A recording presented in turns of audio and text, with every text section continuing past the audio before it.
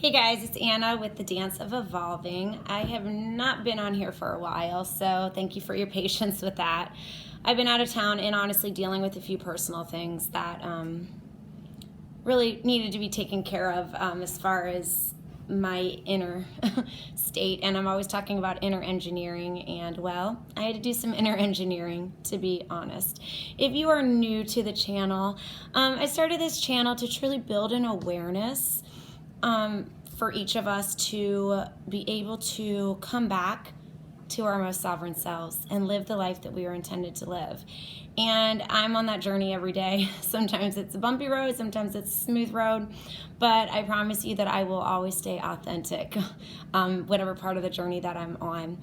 Today I wanted to talk about really determining whether or not we are living in tracks of fear or tracks of love. I was inspired to talk about that because I'm reading the book called Mastery of Love, written by Don Miguel Ruiz, and it brought such an awareness to my inner state and to how I view those around me and how we can truly be the victor and the creator of our own lives.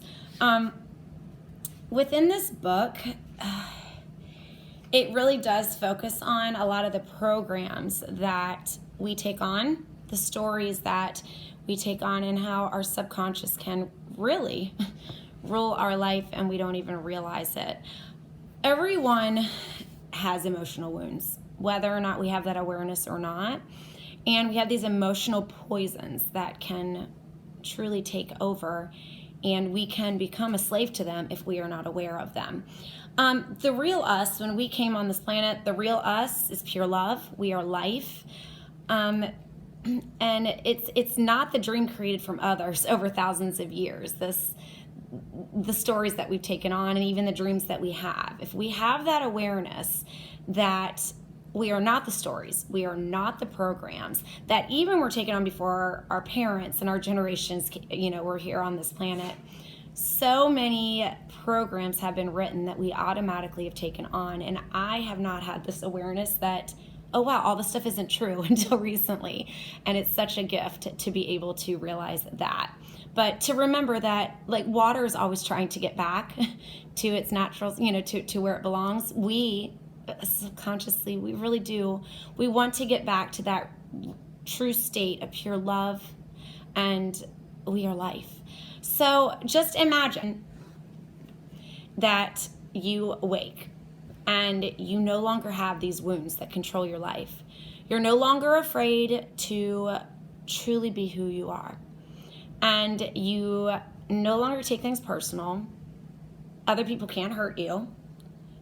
You wake up and you are not afraid to love, to share, to live with an open heart, and to live in the present like that. It's such a beautiful thing. I looked around at a lot of the people dancing at Art Music Festival, and there were so many hearts smiling and so many people going back to the natural state that I had to stop so many different times and, look around even at the trees swaying in the wind and the birds and the artists, like, sharing their ministry music, and then seeing people just truly with their heart and their mind aligned. And I used to think about these festivals and going out and thinking about them as like destructive things to attend, but it wasn't. It was beautiful. I'm going to read a small excerpt from Mastery of Love, and it reminded me of what I saw there. When a human is born, the emotional mind, the emotional body is completely healthy. Maybe around 3 or 4 years of age, the first wounds in the emotional body start to appear and get affected with emotional poison. But if you observe children who are 2 or 3 years old, if you see how they behave, they are playing all the time. You see them laughing all the time. Their imagination is so powerful. And the way they dream is an adventure of exploration. When something is wrong, they react and defend themselves. But then they turn their attention to the moment again, to play again, to explore, to have fun again. They are living in the moment. They are not ashamed of the past. They are not worried about the future. Little children express what they feel, and they are not afraid to love.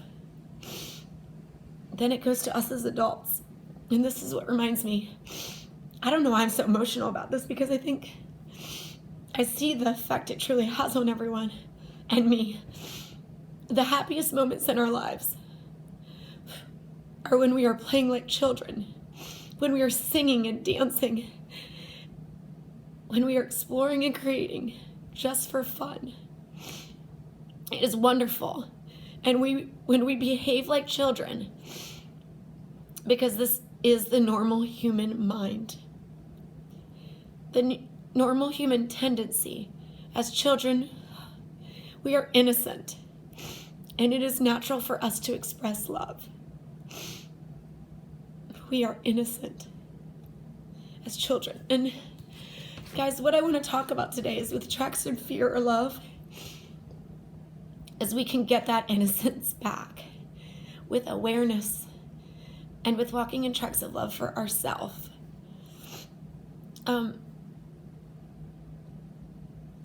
When we start to walk in these tracks of love for ourselves and start to open our heart, we're going to notice that those around us are wounded and still sick with the familiar fear that once ruled us.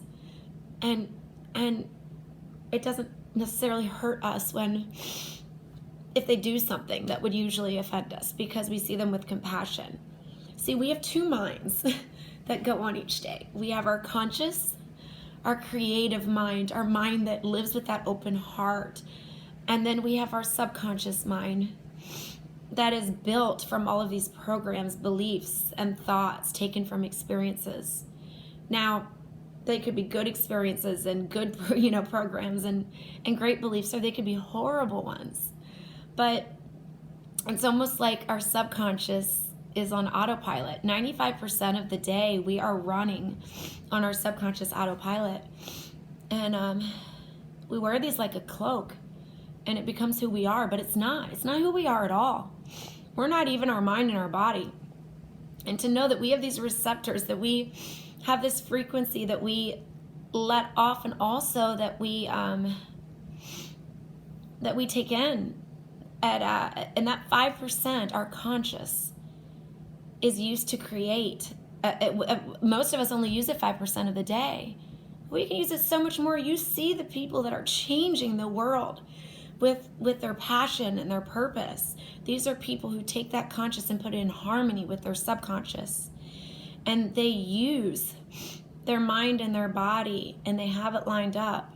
And then they use their soul to create, to have passion and life, and to truly love and live with an open heart. So our goal is to really have harmony between our conscious and our subconscious, because when we have the disharmony is when we are living in tracks of fear. So when I first started to hear about this, my question is, well, like, how? And the real true answer to that is awareness, to be open to having an awareness of the beliefs that are not working for us and the programs. And a goal to truly show up for yourself with love, in tracks of love. If you're wondering where your programs are that should not be in your subconscious, you just notice anything that is not working. And that is what is in your subconscious and is built by a program. To just shed light on that and to find the story or the program or disbelief that is running what is happening in your life, and then question it and observe it as an outsider with love and compassion too, and not judging yourself, because judgment does not go in harmony with love. Anytime you're judging anyone or yourself, that is not in harmony with tracks of love. And that goes into, with tracks of fear, a lot of times we're living with this emotional poison that we don't even realize. And this emotional poison can be present at all times. It can run our subconscious. And to be quite honest, the more we feed it, it's like a parasite. I've caught myself doing this, and I've even caught myself spreading this emotional poison, this parasite, to others. And this is how relationships fail. whether it be a romantic one, a friendship, a family member, the more you give attention to this emotional poison and you give it momentum, you're feeding it. And it's a rejection to yourself, actually. If you look around, you have exactly what you need to clean your poison, to heal your wounds, to step out of, I would call it this hell on earth, to be quite honest. And a way to step out of this is, I truly believe, an awareness that we are either walking in one of two tracks. We are either walking in tracks of love or tracks of fear. And to know which one that you are walking in, it's good to think about the characteristics of love and fear. And so, like, fear is full of obligations. And when I look back at my previous relationships, anything that's full of obligations, or even what I've done to myself, if it was full of obligations, that is not out of love. If you feel like you have to do it, if you expect things from other people to do things, that is all stemming from fear. And you automatically feel that resistance. And it eventually ends up being suffering, and you want to escape. So think about any relationships that ended up in failure. Well, they were run in tracks of fear. And when you think about love, there's no obligations when it's truly in tracks of love. You don't have resistance. You don't have those expectations to fulfill unmet needs. True love doesn't hurt. And so many of us are afraid to live with an open heart and afraid to love. We're really afraid to love. And because we're afraid to be hurt. But true love doesn't hurt. And here's the realization that I just had this week. To live a fulfilled life, to walk in tracks of love, it starts with walking in tracks of love with yourself. To love and respect yourself, love doesn't feel sorry for yourself or others. Self-pity is not love. It's actually disrespect. And love is ruthless. It doesn't feel sorry for anyone, but yet it's full of so much compassion. Love knows you're going to make it, no matter what. And you're deserving of good things. And love makes good choices for yourself. And with compassion and acceptance, with love, you learn from the choices that aren't in harmony with who you are. So you study those choices. You see what programs that they came from that don't define you. You shed light on those. Love is responsible. Fear avoids responsibility. Oh, I had to own that. I avoid so many things. That is tracks of fear. The sooner I own this, like, wow, I'm breaking free from that. All actions and thoughts and behaviors stem from either tracks of fear or tracks of love. And so I'm going to end this. Thank you for staying with me with a few questions. Go ahead and ask yourself, am I walking in tracks of fear or am I walking in tracks of love? And determining that throughout the day is that start of awareness. And I've really been keeping track of this whole self-love journey that I'm on because it was a bogus thing to me prior to this year. So I'm constantly asking myself, am I walking in tracks of fear or am I walking in tracks of love? After those questions, I'm real with myself. What programs or behaviors am I noticing that I've taken on that keep me out of harmony? Because we want to be in harmony with ourselves, our conscious and our subconscious. When those are in harmony, a lot of really amazing creation. You know, we can create, we can live in passion, and with purpose. So what programs or behaviors am I noticing that I'm taking on that keep me out of harmony? And then my last question I've been asking myself, once you shed light on that, now that I have this awareness, how can I show up for myself in tracks of love? I heard something last week that said to even have like a picture of yourself as a child, or think of yourself as a child.